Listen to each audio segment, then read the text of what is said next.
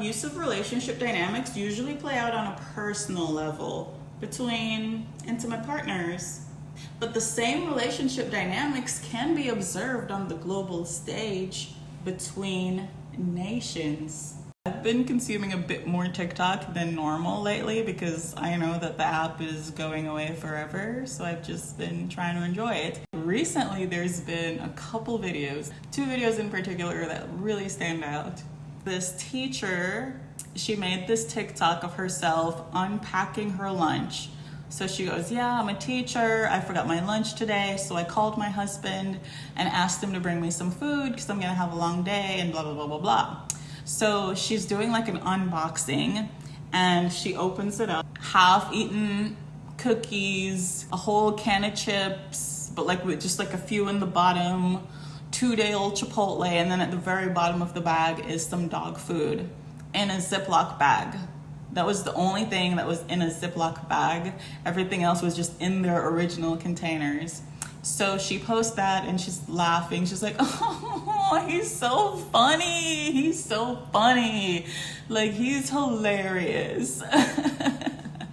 And in the comment section, everybody's like, girl, he fucking hates you.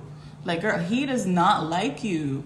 The second video, this wife, she says her husband hates when she showers without him. She puts her phone in the bathroom somewhere. She turns on the shower and then she puts a caption on the screen saying like 24 seconds later, you see he walks into the bathroom, his hands behind his back, and he walks in and he's like, what's going on in here? What's going on in here? Like a fucking drill sergeant or something. He sees the camera and then immediately he loosens up. And he's like, what's going on? In that post, in that comment section, everybody is saying, girl, you're in danger. He's trying to control you. He's not your friend. He shouldn't be your husband. He's not your ally. Like, he's your biggest op. You're in danger. You should get away.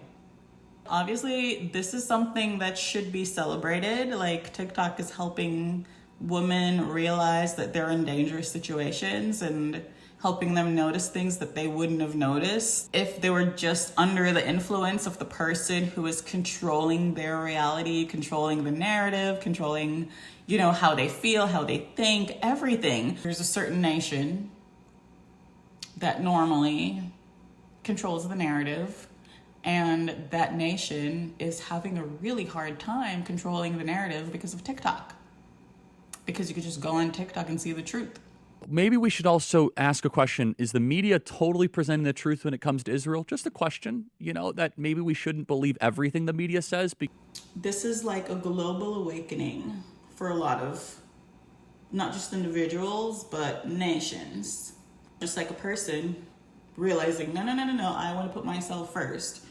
I want to pursue my goals. I want to be able to shower alone. I want to use my money to like get my nails done if I want. Like, I don't just want to like give you my money and ask you for money. Like, it's my money.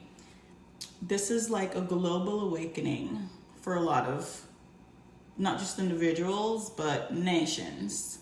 TikTok had a problem. It's not just the algorithm.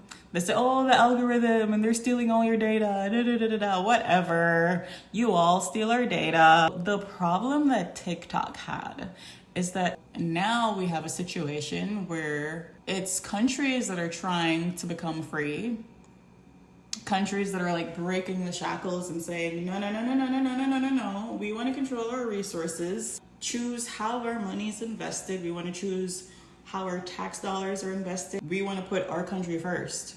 He said, quote, I didn't like he said this, I'll be honest. You can't be MAGA if you're anti-Israel.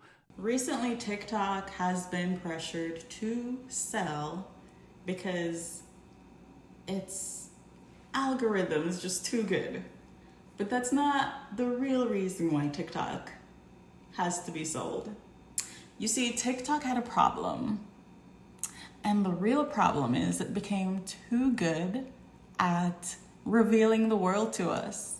It became too good at unmasking things that for centuries have remained hidden in plain sight.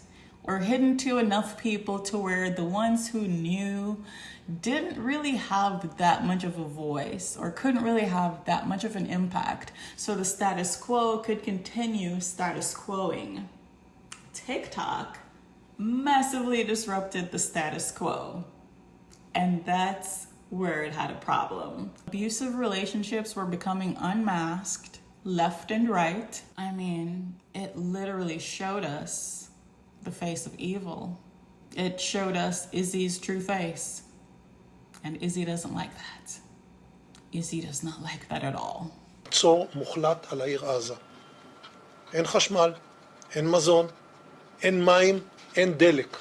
הכל סגור. אנחנו נלחמים בחיות אדם ואנחנו נוהגים בהתאם.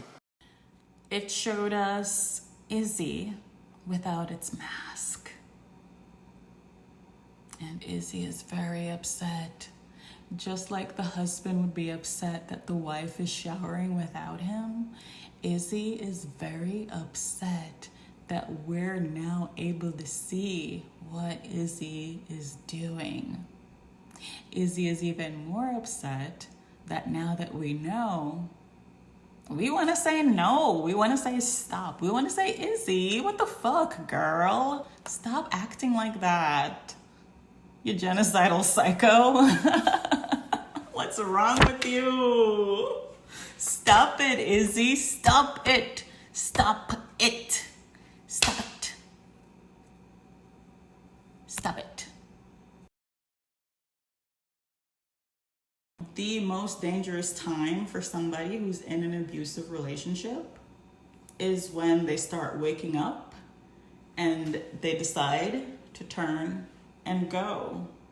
That's when the abuser is going to be the most volatile. What I'm trying to say is the personal is political. The recent events that took place in Utah are horrific. It is my personal belief that CK was in the midst of his awakening and he was trying to leave. And unfortunately, CK didn't make it to a women's shelter in time. Unfortunately, he wasn't able to leave that home, that domestic situation, without a pain in his neck.